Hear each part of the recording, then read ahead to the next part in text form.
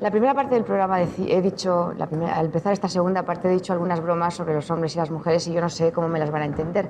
Pero de todas maneras a mí me gustaría preguntarle a Lidia Falcón, en un movimiento reivindicativo tan serio como el feminista, ¿tú no crees que a lo mejor falta un poco de sentido del humor? Querida Carmen, el sentido del humor es un lujo que solo se pueden permitir los que tienen el poder, los opresores y los explotadores. Tú esto no se lo habrías preguntado a un representante del Movimiento de Liberación del Salvador. Tú acabas de decir hace un minuto que las mujeres hemos sido durante toda nuestra historia humilladas, violadas, pisoteadas, explotadas y oprimidas. Y además, ¿quieres que estemos contentas? De todas maneras, sigo pensando que sentido del humor se puede tener en cualquier momento en la vida. Perdóname. Lidia Falcón es una abogada de prestigio, escritora y sobre todo una defensora acérrima y pionera de todos los últimos movimientos de liberación de la mujer.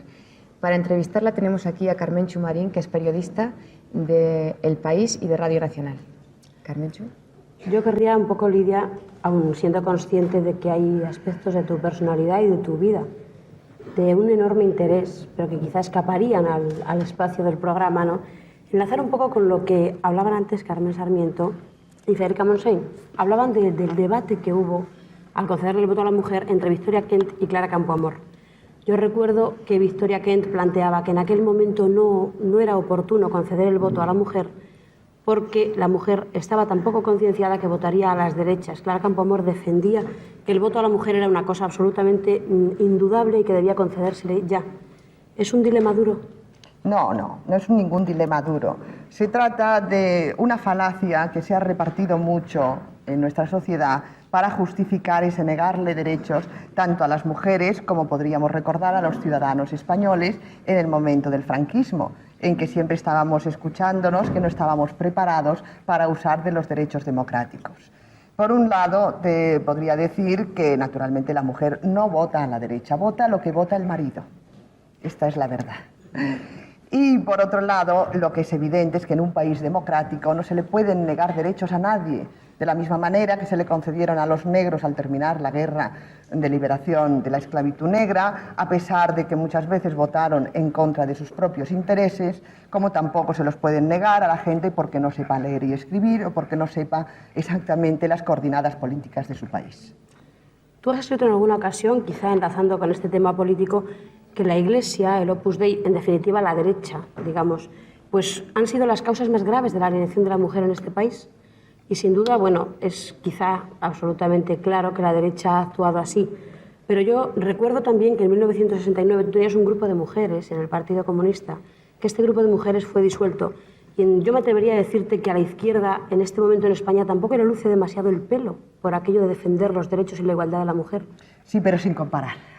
Por favor, Carmenchu, sin comparar. Sin comparar en absoluto, no es mi intención. Es decir, que el Opus y la Iglesia han sido uno de los constructores de este edificio ideológico que aliena a las mujeres españolas. Esto no solamente lo digo yo, sino que me parece que lo dice todo el mundo. Por otro lado, es cierto que la izquierda, o podríamos decir ciertos partidos de la izquierda, pues han utilizado a sus mujeres en beneficio de los intereses de su partido, es decir, de sus hombres. Pero esto es lógico, porque la mujer es una clase en lucha. Y cada clase tiene que tener el partido que la defienda y que la represente. No puede, por procuración, pretender que los partidos que defienden al proletariado o al campesinado o a los hombres en general vayan a tomar la bandera de las reivindicaciones femeninas y feministas como si fueran propias. Por ello, precisamente, nosotras hemos creído la necesidad de fundar un partido feminista. Bueno, del Partido Feminista yo creo que vamos a hablar a continuación, pero yo querría solo recordarte aquel congreso de partido de la oposición en la que el líder, en aquel hotel en el que están celebrándolo, le dice a su mujer: Carmen, agénciame unas camisas. Sí, pero estas anécdotas y otras muchas podemos comentar de cómo han trabajado los hombres de la izquierda por la liberación de la mujer. Por ello, precisamente, yo dejé de militar en un partido de izquierdas y creí que era necesario fundar un partido de mujeres. Eso es lo que me gustaría que nos explicaras a continuación, porque en definitiva tú, que has sido siempre una luchadora antifascista absolutamente reconocida, has dado un paso que es a obviar quizá no la lucha política como tal, pero sí a considerar la necesidad de integrarse en una lucha puramente feminista. Antes Federica Montseny hablaba de racismo, yo no sé si la palabra es exactamente muy en puridad, muy para utilizar, Pero en cualquier caso sí es cierto que tú fundas un partido en el que de momento parece ser que en uno de los momentos de constitución no se admite a los hombres y se ve al hombre, bueno, se ve a la mujer como una clase oprimida. Evidentemente, precisamente, nuestra teoría es la de que la mujer es una clase explotada y oprimida. Este es el tema que desarrollo en el último libro que acabo de publicar, La razón feminista, donde explico el modo de producción doméstico y la explotación de la mujer como clase. Y toda clase necesita un partido que la represente.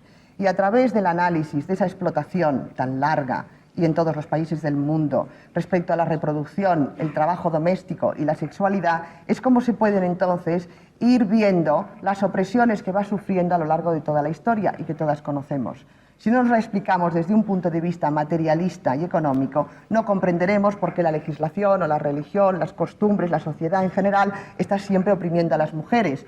No tiene que ser exclusivamente porque los hombres son muy malos, sino porque además sacan un interés económico muy importante de esta explotación femenina. Tú has hablado justamente de la legislación, entonces a mí se me ocurre lo que se ha capitalizado, que la actual ley de divorcio que ha entrado en vigor en España, poco menos que nos la han otorgado, y con grandes luchas, eso es indudable, pues un ministro de turno o un equipo ministerial. Por favor, a los españoles no nos han otorgado nada. Por eso. Llevamos 50 años de lucha.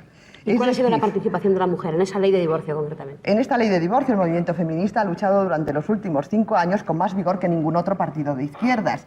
Quizá desde este medio pues no se ha hecho la suficiente propaganda de nuestras luchas, pero tanto en la prensa como en la radio se han dado la suficiente publicidad. Se ha concienciado a las mujeres y a la sociedad española en general, pero por otro lado, el año 81, ¿podemos acaso pensar que haya un país democrático que no tenga divorcio? Oye, acaba de sacar el Papa una encíclica en la que ha habido observadores que han dicho que, bueno, que tiene alguna especie de baño social, pero que sin embargo también echa grandes flores a que la mujer se quede en su casita y a que esté absolutamente tranquila. ¿A cuántos años luz crees tú que está esta encíclica del Papa de la realidad de la mujer de hoy? No podría calcular los años. Lo que podemos comprobar todos es que está completamente al margen de la realidad española. Fíjate, un dato que se ha manejado mucho últimamente y que es curioso es el de que recién aprobada la ley de divorcio apenas se han presentado demandas de divorcio en España. Creo que vamos por las 200 o 300, frente a las 30.000 que se presentaron el año 31. ¿Qué significa esto? Pues que como tantas cosas en nuestro país, esta ley de divorcio también ha llegado tarde.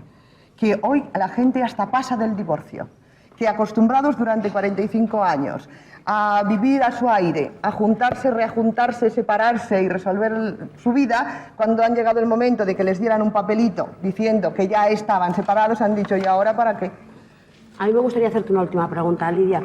Se dice en general del movimiento feminista que tiene una cierta agresividad o un cierto dogmatismo, pero concretamente también se dice de ti, porque en definitiva tú eres consciente de que en todo el movimiento feminista no eres una mujer unánimemente aceptada, que eres una mujer conflictiva, una mujer contestada.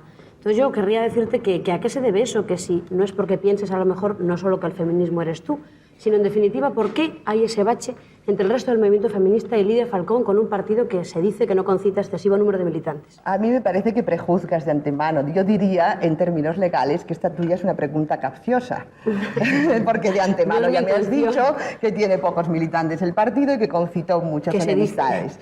Pero todo movimiento tiene sus contradicciones, puesto que tiene diversas áreas de defensa y de lucha y diversas líneas políticas.